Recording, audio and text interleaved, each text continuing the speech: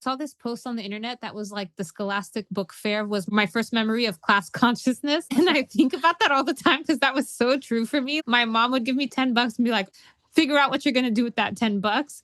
And same with Harry Potter. Like I could never read Harry Potter right when it came out. I had to wait until it was mass produced for $7.95 in paperback. Welcome to More Magic, a fantasy book podcast.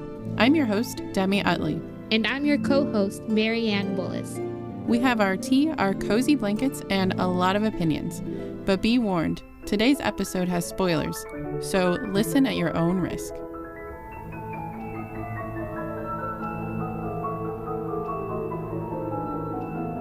Hello, everyone. Welcome to our latest episode of the More Magic podcast.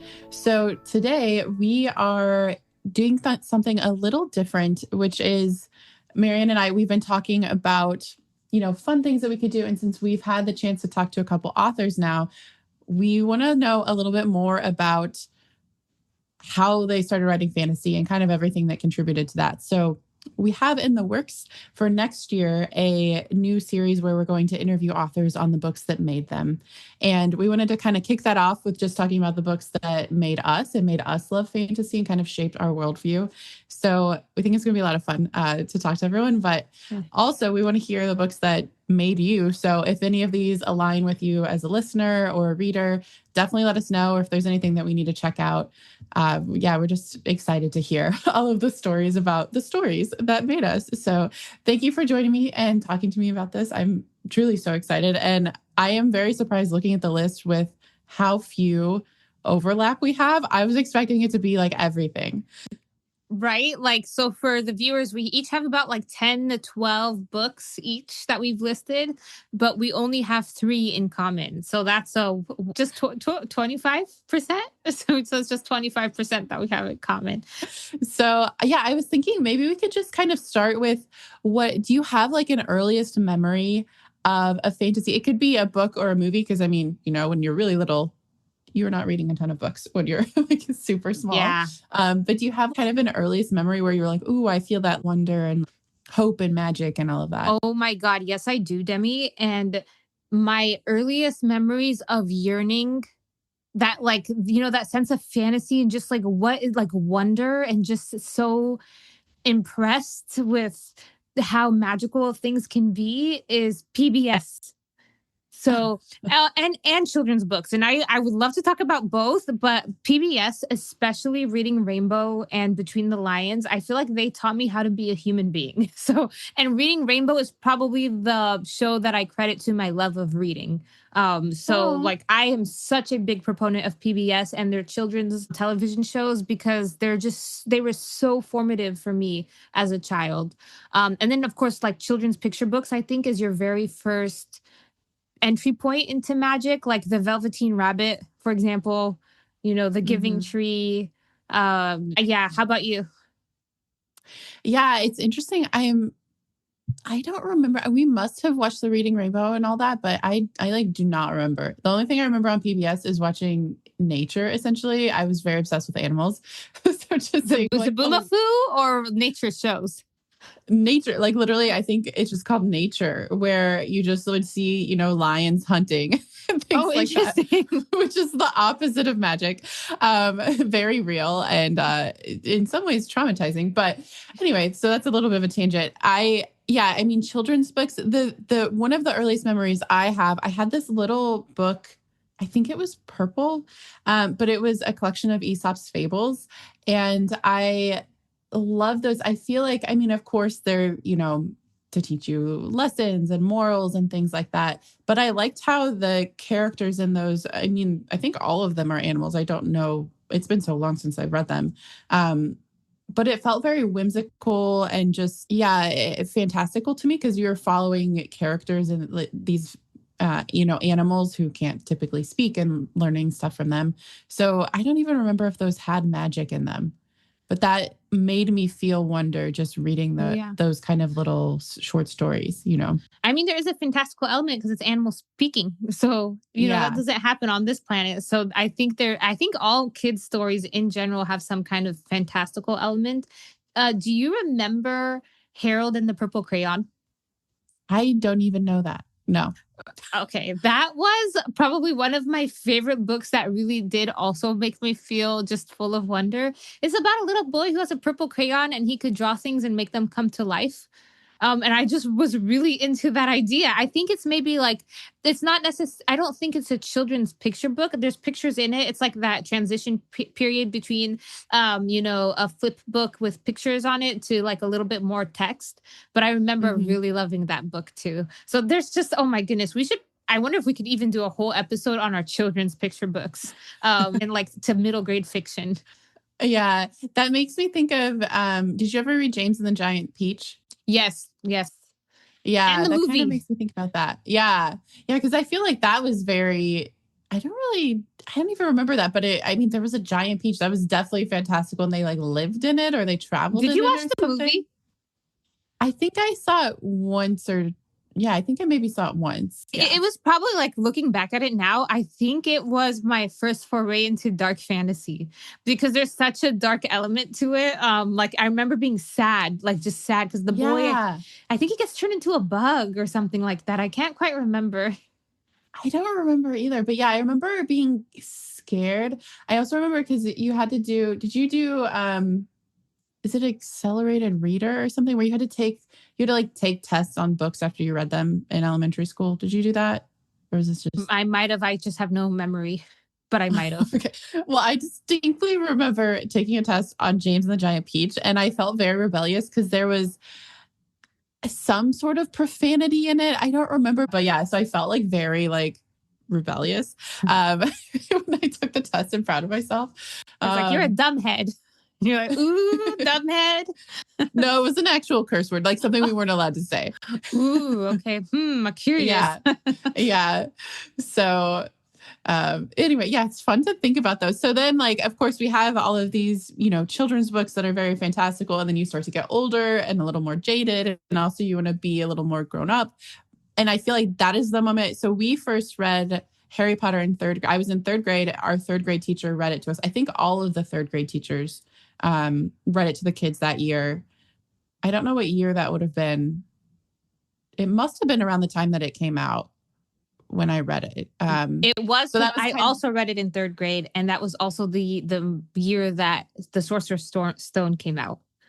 okay. Yeah. So, because I know the other books weren't out yet. It was like, anyway, the timeline doesn't matter, but it was like that point of like that formative period where it was like, okay, now I have this fantasy book that's so fun. Because we also read The Big Friendly Giant, I think that year, which also felt very fantastical. And so it was like, then it was Harry Potter, and then I was kind of off to the races Yeah. with fantasy.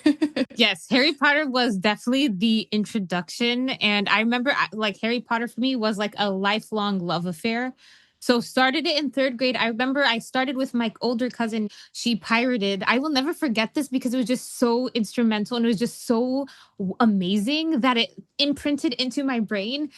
So she pirated Harry Potter and the Sorcerer's Stone. And I remember we all crowded around her while we watched it on her little, old school computer desktop, and like you could barely see anything because it's some like camera guy like sneaking his camera into the movie. But I remember just being flabbergasted by the sense of wonder that was in it.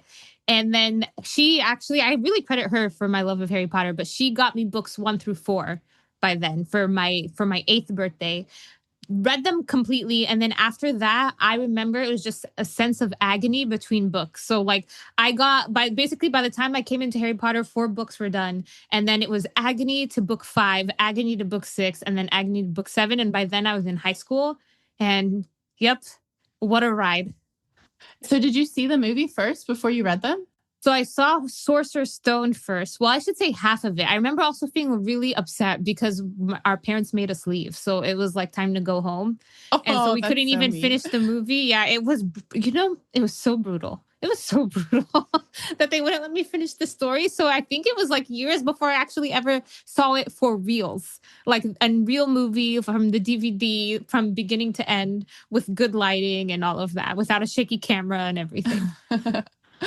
That's so interesting. I think am I older than you? I feel like I must be a little older than you because before the movies came out, we read the books.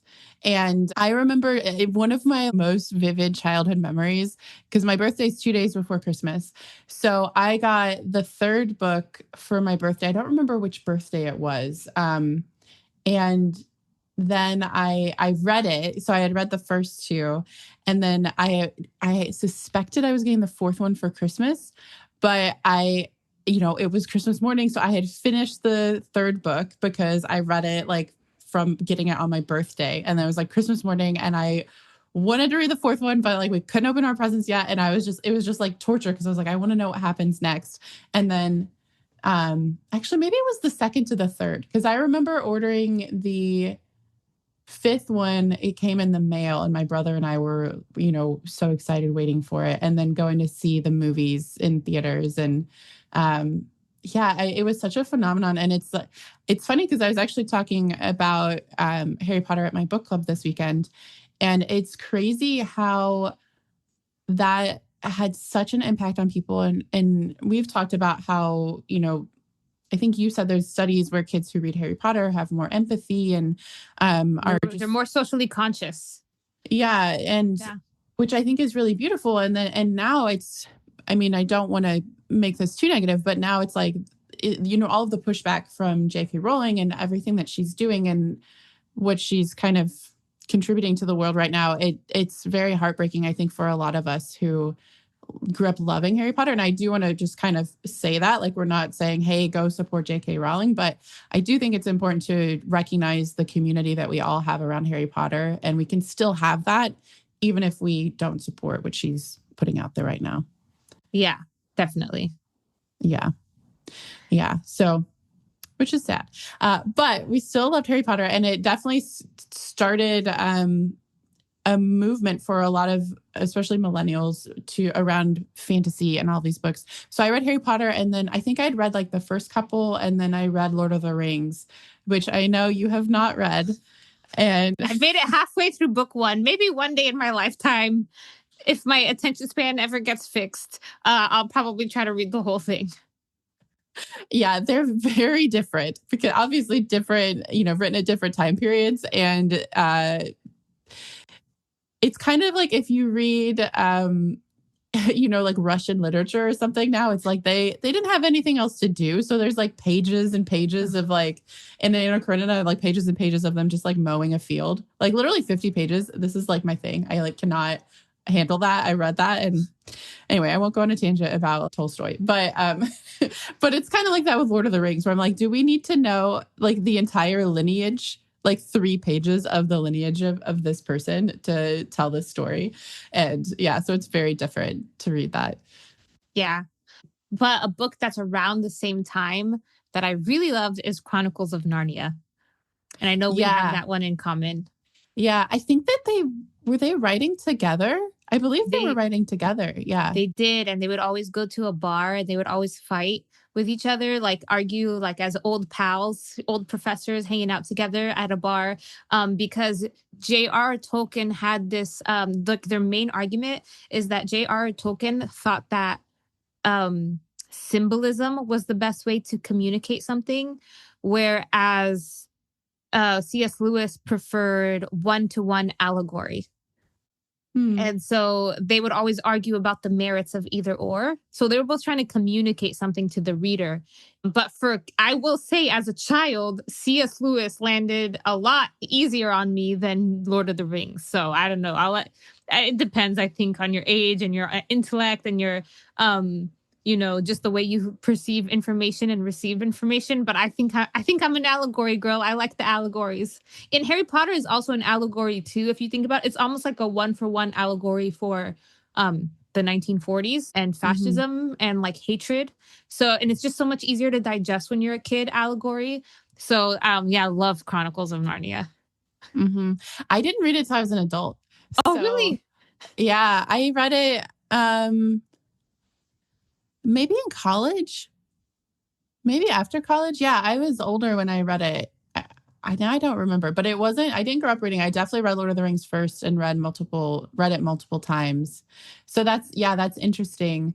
Actually, speaking of, because I just had book club, one of the people mentioned that there was an article she read. I don't have the link to it, but maybe I can find it, where it was someone talking about how we have all, in fantasy now, it's like a lot of how do we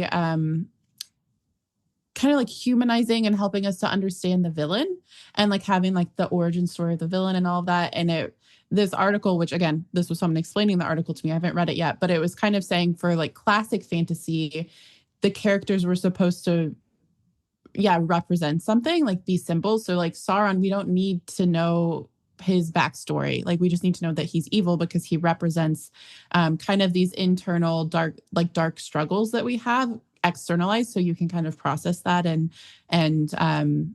just engage with that. And I thought that was really interesting. I want to find the article to read it in more detail, but it kind of ties back to what you were saying.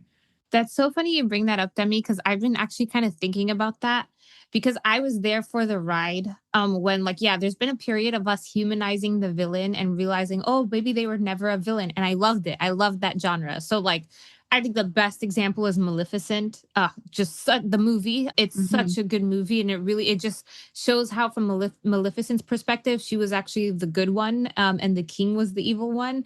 It makes a very strong case that actually the king is evil. And I've always loved that. And then they started to get a little too off the rails. Like they did one with Cruella de Vil about how the reason why she started attacking dogs or something was because she had dog trauma. And so I sometimes, now I'm kind of like, sometimes the villain is a villain. And I think we're moving to this new, not to bring back Harry Potter, but something I did appreciate is that she did show Voldemort's perspective. And how he was traumatized and he comes from a generational trauma and how hatred is a form of generational trauma that implodes your entire family for generations to come. But it doesn't excuse his evil. And I think that's a much more true to life story, is that everyone who does something evil thinks they're good. Sometimes like the people who are considered evil are not evil. And sometimes the people who are considered evil are evil. And like those stories abound everywhere. In our history and even in our current times. Yeah, I think that's a good point. Even looking at the rest of the books on our list. So I think we both have Aragon and the rest of that series, The Inheritance Cycle by Christopher Paolini. So that one also, I mean, heavily influenced by Lord of the Rings, of course. But and Star Wars. Oh, that's interesting. Yeah. I just remember people being like, that was the biggest criticism of Aragon at the time, is that it's just Star Wars, but set in fantasy or something like that.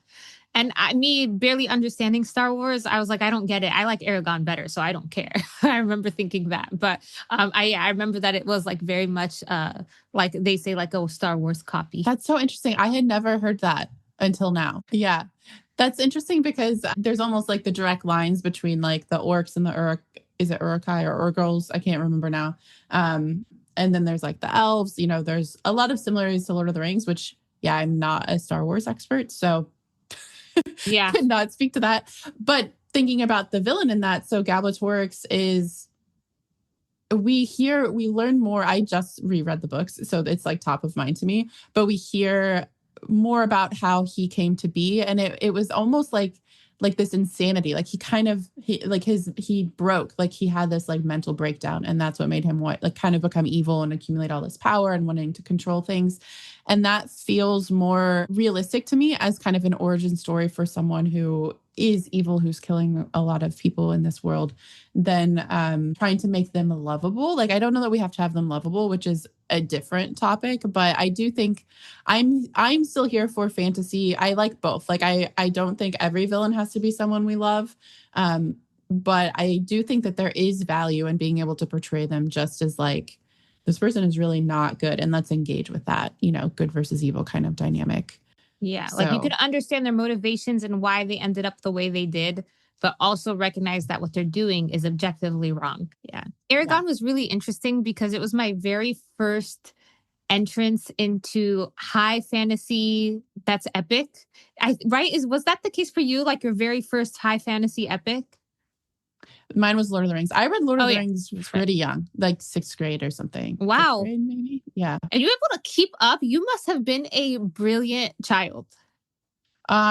Well, The Hobbit was easier. The actual series was harder. That's why I had to reread it again, like in like eighth grade or high school. But yeah, I liked it. I think I got it for a birthday present. I got like a box set. Like some relative knew that I liked fantasy, and so they're like, here, read, like you could read these, and then I read them and loved them. But then Thank you, that's relative. part of what I feel like that's why I really did love Aragon and that whole series, because it's more modern storytelling. So it was easier to get into as like, a high school or junior high. I don't remember exactly when I read it. And then that was another one where I was waiting for the books to come out, the later ones Yeah. in the series as Yeah. well. Yeah. Yeah. The Aragon series, my confession is I never finished them. And it's not because I What? didn't want to, it's because they weren't in the library. Probably because like thinking back at it now, it was probably just always had a huge waiting time. Like it probably had a bunch of back orders. Yeah.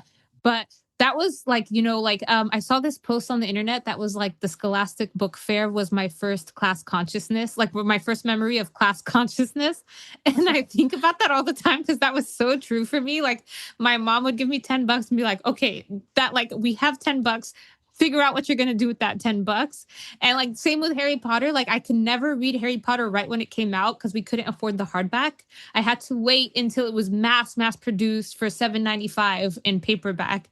And so for Aragon, and usually the thing that I did was I would go to the library. So a lot of these series on my list are books that took me years and years and years to finish because one, I had to remember them, and two, I had to wait to see if I could go to the library to get them.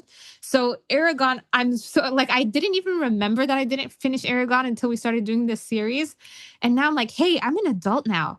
I could totally just buy these books. So maybe should I just let like inner Marianne have her fun and like, get the full Aragon series and read it again? Or will I hate it now because I'm an adult and maybe it's like written for a younger audience? No, it definitely holds up. I literally just reread it. Which ones did you read? How far did you get? How many books are there? There's 4. And then he I think just I read released a 3. new one. Okay. Oh, you should definitely read it. Cause yeah, I think cause I reread them, I think it was last year, and I hadn't in maybe a decade or so. And, yeah, I feel like they held up. They were still good. And I enjoyed it a lot. And the later books the last one's really good. And then he just had, Murtagh, which is, one of the characters, like that's like the latest book. Essentially, there's like, I think going to be another trilogy or something that's later. I don't know how far. I haven't read it yet. My brother keeps telling me to read it. He is a huge Palini fan. So, and I think that there's also a short story about immediately after the end of the series. So there's a lot. Like if you're like, I want another world to get into, Okay, there's then. definitely a lot there. Yeah. All right, then. Good to know. He's still active. Good for him. Yeah. Yeah. And he wrote To Sleep in a Sea of Stars, I think is what it's called, which is sci-fi. And it was really, really good. It's really thick. I read it in like a week over the holidays when it came out. That's good. So I would recommend that too. Okay. So I'm curious for you, were you getting books because I was able to get books from our school library, but I went to, I grew up in rural Indiana. So it was a very small, like there weren't hundreds of kids. I mean, there are hundreds of kids total, but in my class, there were 90 kids in my graduating class. So we were pretty small. So the ratio of books to kids was like, I could always find something pretty much. Were you having to go to like the actual public library or? Yeah, very different experiences in Los Angeles. My high school was thousands upon thousands of children. I don't even like. I remember when I graduated, I was like, "Who are these people that I was sitting next to?" Like, I was like, I've never seen a single one of these people in the 12th grade. And then same too. Like our like my little town that I lived in was 2 million people. It's a little suburb of Los Angeles. It's 2 million people in like 20 square miles. So both the school library and my public library were pretty overburdened. And I also had to convince my mom to take me to the library when she had work plus 3 kids to take care of. So it was like there was a lot of hurdles that I had to jump through to get my fix. Yeah, that's so interesting. And that's where ebooks, I feel, are probably making a huge impact on young readers. Because if you have a Kindle or any sort of device, which most kids do because you have to for school. I think I'm not in school, but that's my understanding. So then you wouldn't have to, go. You could just be in line on hold. Yeah, the world is just so much more Yeah. accessible now. And that there's some drawbacks to that, but there's also a lot of positives. And I think you're right. That's a total positive. Is I don't know if my experience would make sense would resonate now with a younger kid who has like they could get an ebook from their library and just get the books from like EPUB or wherever. Hmm. Yeah, that's so interesting. It's funny how much, because yeah, for me, I read Lord of the Rings literally because someone gave it to me for Christmas, and so or maybe it was my birthday. I don't remember the event. Again, they're 2 days apart, so it's the same time of year for me. But you just kind of read what you can get access to, and it's crazy how much that can shape your whole perspective. Because one thing that I am surprised wasn't on your list is the His Dark Materials trilogy, which is like The Golden Compass, The Subtle Knife, something, I forgot the last one. Because those books are also high fantasy, very kind of like Chronicles of Narnia, in that it's like touching on religious themes, but through this fantastical world and storytelling. And they're really good. So I'm so surprised that you didn't read those. Yeah, I remember seeing it everywhere. I just didn't have the chance to get it. Does it hold up, Debbie? Maybe I should read it because I know everyone's obsessed with that series. Yeah, I haven't read it since like high school whenever I read it, but I know a lot of people who I've spoken to as an adult still really love those books. So it could be worth it. It's kind of, yeah, it's very similar to Chronicles of Narnia in my mind, only more the characters I think are older. So it doesn't feel as childlike, but it still Yeah. has that kind of wonder. And it is a little more like there are some specific moments that really just like hit you that are like very intense. So I would say that's probably more YA. I don't know exactly what it's classified as, but it probably would still hold up as an adult. Now I kind of want to reread it. But yeah, that series was really good because I don't remember exactly when I read it, but it helped.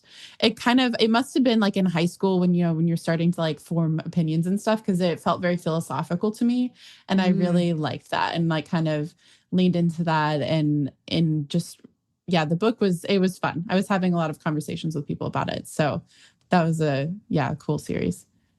That kind of this is not fantasy at all, but that reminds me of the Hunger Games. It came out when I was in high school, and I remember we would talk about the philosophy of it and feeling like we're so smart because we get it. We totally get Yeah. it. Like the capital is Hollywood, you know? So that's a good memory, like to talk with your high school friends about, the philosophies and ideas that books bring to the surface. Yeah. Yeah. I think it's so fun because Twilight a lot of people were reading Twilight in high school because I don't know exactly when those came out, but I think they were all out when I was in high school. And then the movies came out my junior year or something like that. Was that one that you read? I don't remember if you had that on I your read all list. of the books, and I would be like me and my cousin, same cousin who had me get into Harry Potter. So shout out to Nancy, who turned me into a nerd. She's like my older cousin who could drive. So, she was like Oh, super yeah. cool. She would take me to the premieres, and we would be those girls, like those fangirls who would wait for hours in that huge line to go see the movie first thing midnight, the day that it premiered. Good times. And that's so fun.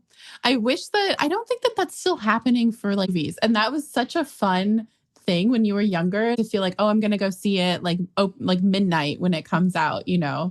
yeah.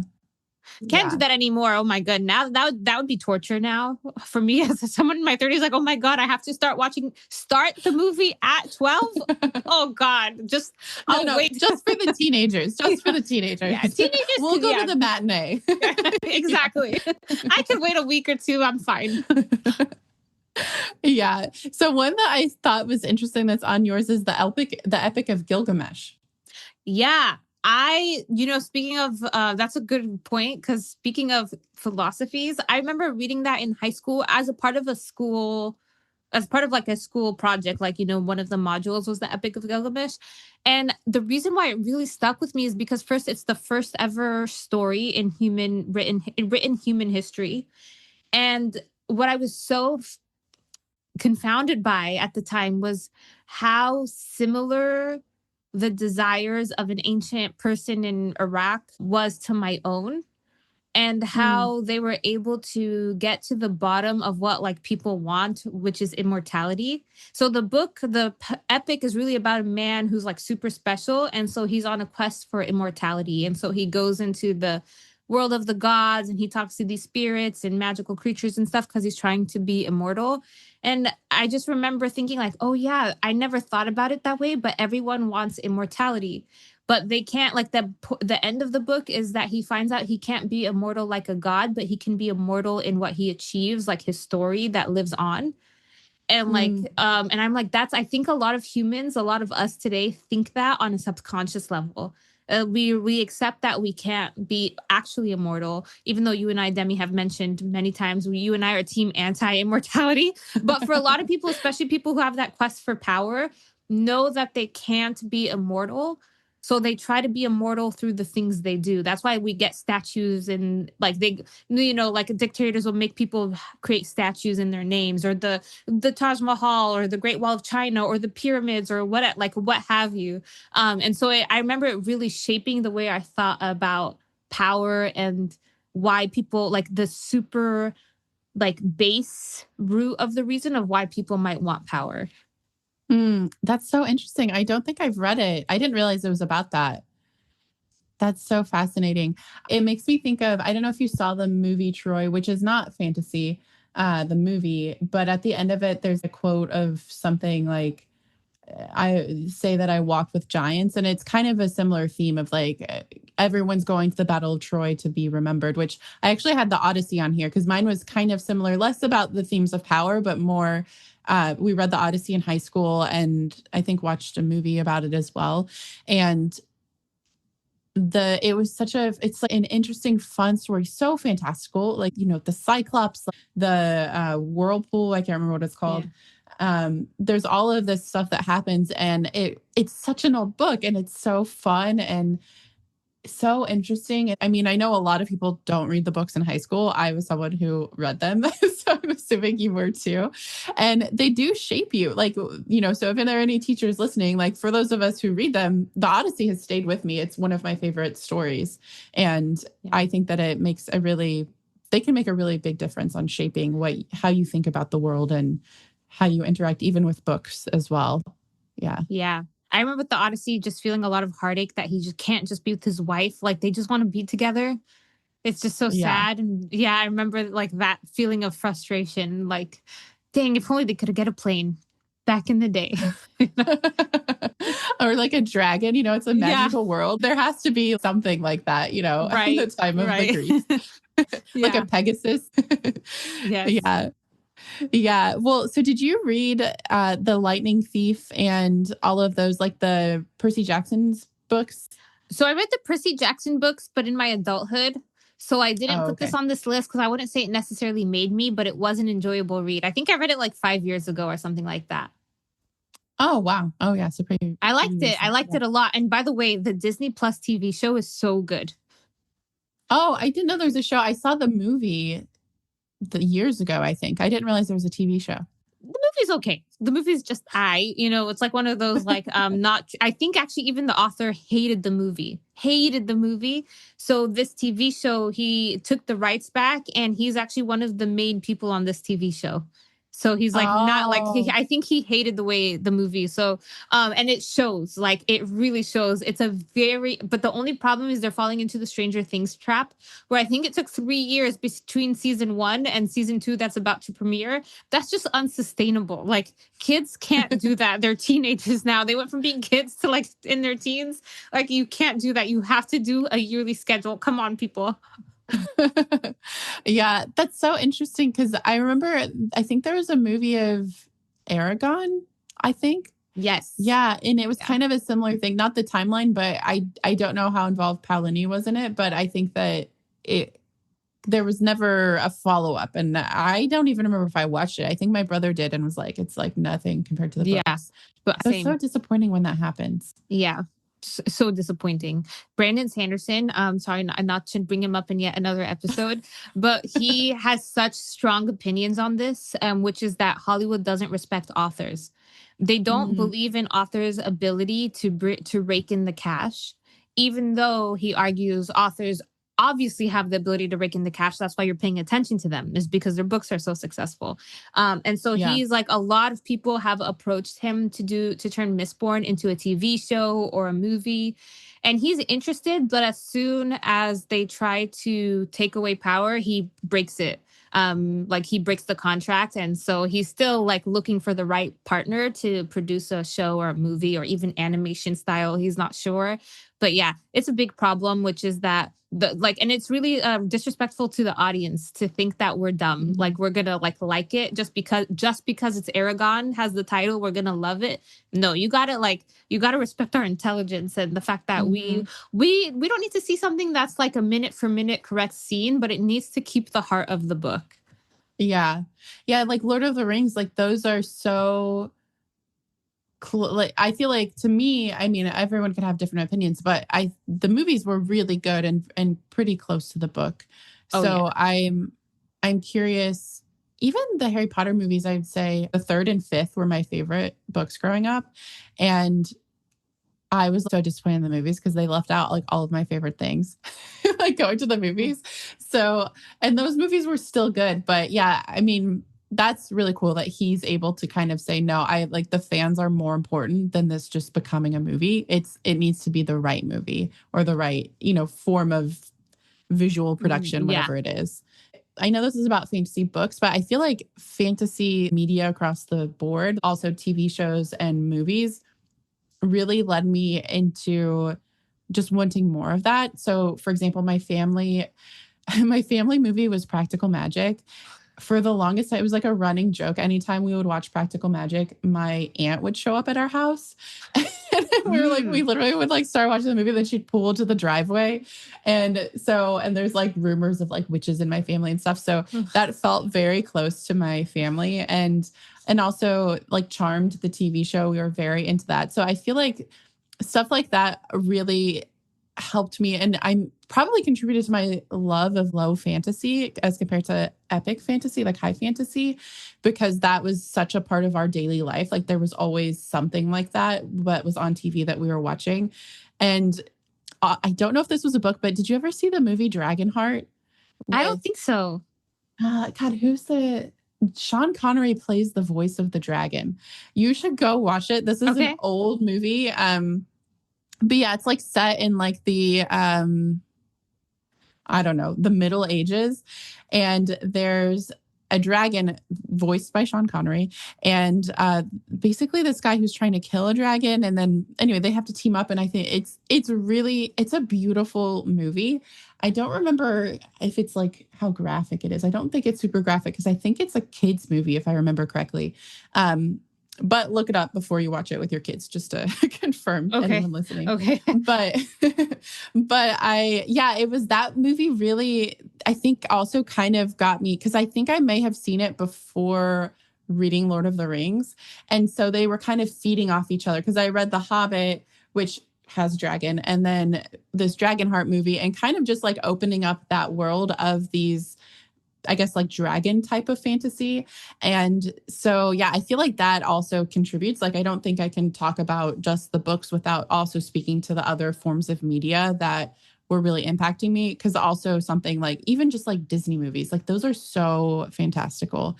And so it's, like the scene in The Lion King where Mufasa speaks to him from the stars, like that was just, I love that. I love moments like that. And I think that just really pulled me into fantasy. So if I were to kind of put a little bow on why I read fantasy, it's all of these things combined. And there's a book that to me was also as good as the movie. Have you ever heard of Inkheart?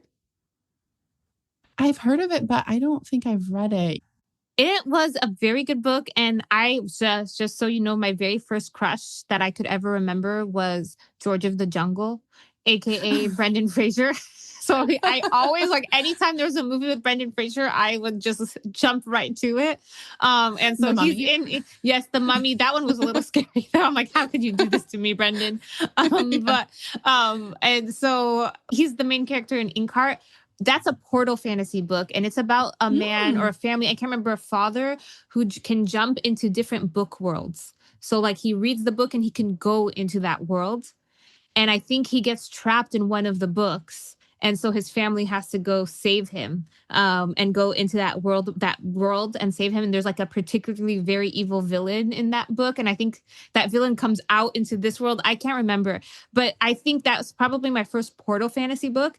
And it was fantasy in the sense of like, not fantasy as in the genre, but fantasy as in, well, like wish fulfillment, because Oh, yeah. I want that power. Like I want to be able to open up a book and go into it. And so I remember really liking that book and being like, that is what reading is like. That is reading. Like you are in that world. It is real.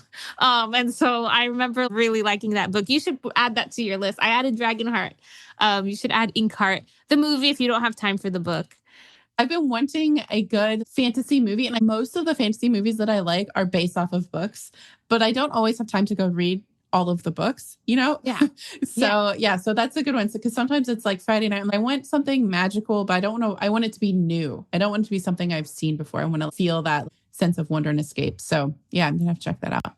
Yeah, I know that exact feeling. I want to call out two more books. I have a bunch here, but just two more books that I think actually shaped my worldview on a really fundamental level. And it's funny because we were talking in our last episode about sci-fi fantasy, where sci-fi and fantasy is not necessarily two separate genres, but they're more like on a spectrum. And these Mm-hmm. two books are right in the middle of that spectrum. They are both sci-fi and fantasy at the same time. You cannot delineate. And the first one is A Wrinkle in Time. Have you ever read that book, Demi? So I have not. Watched, I think, half of the movie on a plane once, and I really liked it, but it was a long flight and I fell asleep. And I've Yeah. been wanting to go back to it. The movie Yeah. is okay, in my opinion. It does not do justice to the book. Ooh, okay. I'll read the Yeah. book because I think Yeah. Oprah's in it, isn't she? Am I making that up? Mindy Kaling. There's a lot of famous people. The three angels slash aliens are three famous women. Mindy Yeah. Kaling's one of them. I think Oprah might be the other one. It's like, so it's a book, it's middle grade fiction. And that book, it helped me expand my worldview in such an important way, that what we think might not be the case, and to have an open mind. So it really, like, it turned me into an open-minded person, I should say. And Mm. same with this other book called Enchantress from the Stars, which I also mentioned in our sci-fi fantasy episode. And that same thing, like I told you, it's about a book about, from one perspective, it's these aliens who come to planet Earth to mine the Earth of its resources. But from the natives' perspectives, it's dragons and princesses who have come to burn the land. And it really showed me, again, it humbled me because it made me realize that we might think we know something, like we're seeing something, we're perceiving it. We might think we totally understand the situation, but in reality, we're limited to the knowledge that we have. And what might actually be happening is so much bigger than we could ever even fathom. And so that Mhm. also completely expanded my mind when I was a kid, like 13. What do we know? Like that was like the first time I started asking, like, what do I even know? Like, I only think I know things, but what I actually know nothing. And so it really, again, forced me to open my mind and helped me to have an open worldview. So those two books together to me were so instrumental in my childhood to make me just be a more open-minded person and more humble person about the universe and the planets and, and magic. Yeah. I love that. That's so interesting because I haven't read either of those. And Enchantress from the Stars, I know when you talked about it last time, it sounds, yeah, like it would have been so fun to read it when I was a kid and just kind of being introduced to those ideas, like you were saying. I kind of want to read it now. I'm sure it's still Yeah. fun. Uh, I do want to give a caveat. So I had like a little book club with my friends and I wanted them to read this book. So we reread it again in adulthood. And they were like, oh my God, Marianne, I can't believe you like that book, because there is a serious cheating, like cheating goes on. Like, so the princess, uh, she's engaged to another fellow alien, but she falls in love with the native man. So there's like, it's cheating on her fiance. And they know that I usually don't like those kinds of books. But so I just want to warn you, there is, like, if anyone gets triggered by themes of cheating or infidelity, it is in there. When I was a kid, I barely had a concept of marriage. So I like completely ignored that part. Like, I did not even think about that part. I'm like, oh, but she really loves the native man. So she's meant to be with him. It's meant to be. So I didn't even think about it. So just, yeah, warning to the listeners. well, that's good to know. I think it's interesting because I mean, this is about the fantasy books that shaped us. And like thinking about if I were to think of the books that made me, like I love fantasy, but there's also so many that weren't fantasy, which we didn't even get into, Yeah.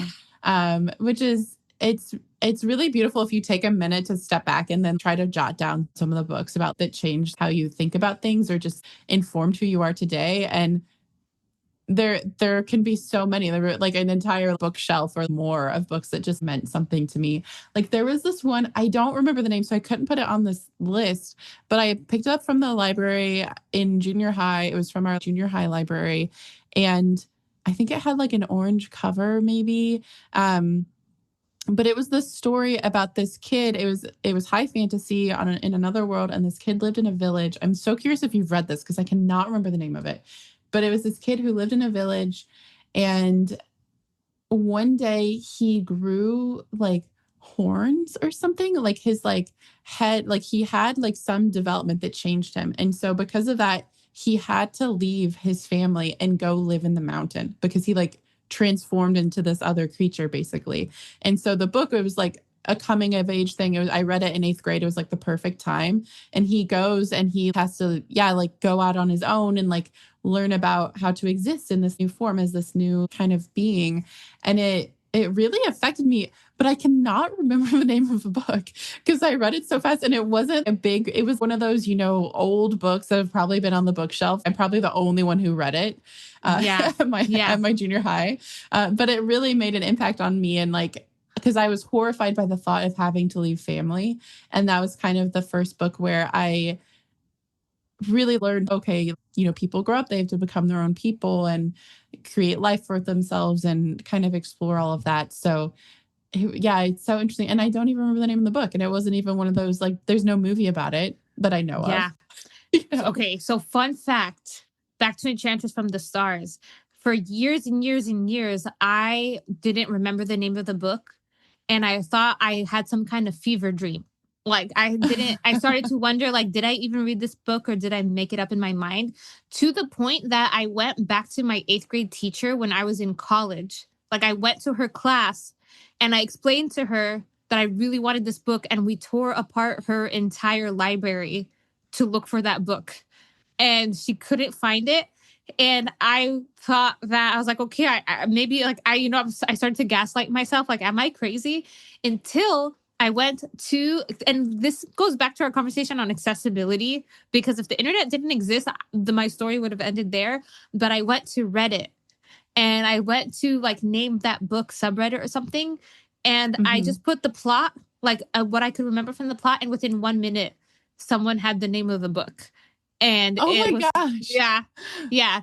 So you should go to Reddit, go to the like name that book subreddit, or it's like tip of my tongue. I can't remember what the subreddit is, and you will find that book. Yeah, maybe I will. People on Reddit are so good about things like that. It's like, hey, I'm thinking of this thing. What is it? And then they'll just know. Collective memory. Not good with like trivia like that. Like, I don't know. I'm like, oh yeah, I remember that too, but I have no idea. Good luck with that, pal. Yeah, exactly. It's like, I remember the vibes. Half the time I don't even remember the plot or the characters. I just remember how I felt. And It's like, I can't convey that to anyone. Like, oh, I felt this very specific way. And it's like, this means nothing to me. Yeah, exactly. We have so many books that we love now overlapping. And it is interesting hearing kind of your origin story. And there is a lot of high fantasy in it. So you were gravitating towards that even when you were younger and leaning into that. And then obviously now that's informed a lot of what you like to read. Yeah. So, and it's interesting too, because I didn't think about this either, but I have a lot of portal fantasy that I love, like Inkheart, Chronicles of Narnia, Harry Potter. Those are all portal. And I don't read too many portal fantasy these days. So that's also interesting how your tastes change over time. Yeah. Yeah. It's so interesting. It's like kind of like what we were talking about with the subgenres. Like there'll be a trend where, like vampires were popular. So then you are into that. I go through that as a reader where I'm like, oh, I'm really into epic fantasies or like high fantasy, or maybe I'm really into like the fairy tale retellings. I went through a phase like that where it was like I wanted to be fairy tale retellings or Greek mythology, Mm-hmm. And then you read all of those, and then when you're in the phase and then you stop reading it, and then at least for me, I don't go back to it until years later. And by then it's like, 100 other books have come out of this space and we can never read all of them. So yeah. Yeah. That's a great shame. If I were to ever be immortal, it would just be so I could read all the books that I want to read. Yeah. Okay. We can end on this note, but I thought about this earlier, and I don't think I want to be immortal. But what I would do is I would stop time. Like, I wish I had the ability to just stop time so I could, just read a book, read 5 books, be like, tonight, okay, I just want to read right now. So I just pause it, read, and then time can start back. Like, that's what I would do. Like, I don't want to live forever and outlive everyone, but I want to be able to I want a little extra time is what I want. Yeah, that's a good compromise. I think that's a great, and then of course, so you have to stop the aging process while you stop time. Otherwise you age faster than everyone. So you got to think about these things. Yeah. Yeah, in my world that I am creating, that's not a problem. You stay the same age, you just have more knowledge. Yeah, love it. Love it. I'm down for it. Let's do it. Well, yeah, this was so fun. Do you have any final thoughts on the books that have shaped you? This was a really fun exercise because you're right. Like, as I was thinking, you don't realize how much stories shape you as a person until you sit down and think about it. So I encourage everyone to do that. Just, get a piece of paper or your journal and it doesn't have to be fantasy. As I was doing this, I was thinking about the other movies and books and TV shows that really shaped me as well. And there's just so many. And I think it's also like a good lesson for any parents about I think it's important to experience stories with your kids too, so you could see how they're shaped in real time. But yeah, so stories are very powerful, more powerful than I think most people give it credit for. Yeah. Yeah. We didn't even talk about short stories, which I feel like I have a lot of short stories that really made an impact on me. So maybe we'll have to talk about that. We just need to do an episode for each. Yeah. Like each type of media. Yeah. Yeah. Yeah. It's really interesting. I love it. And I love hearing what people grew up with, and even our difference with like at school and like what you have access to. It's so fascinating. I want to hear everyone's stories about the stories. Yeah. So, all right. Well, thank you so much for talking to me about this. It was so fun. And for everyone listening, definitely please let us know if there are any books that really impacted you that you think we should read that would be fun now as adults, or if you're just like in the same boat where you're like, I remember this one book and this one thing happened, but I don't even know if anyone else has read it. Please tell us about those books. We would hear about them. So, all right. Well, thank you, everyone. And we'll see you in the next episode. That's all for today.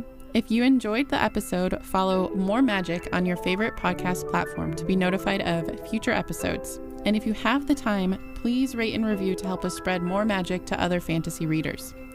As always, if there's a book you want us to discuss, you can let us know at moremagicpodcast.com. In the meantime, we hope your current read becomes your next favorite, and we're sending you more magic.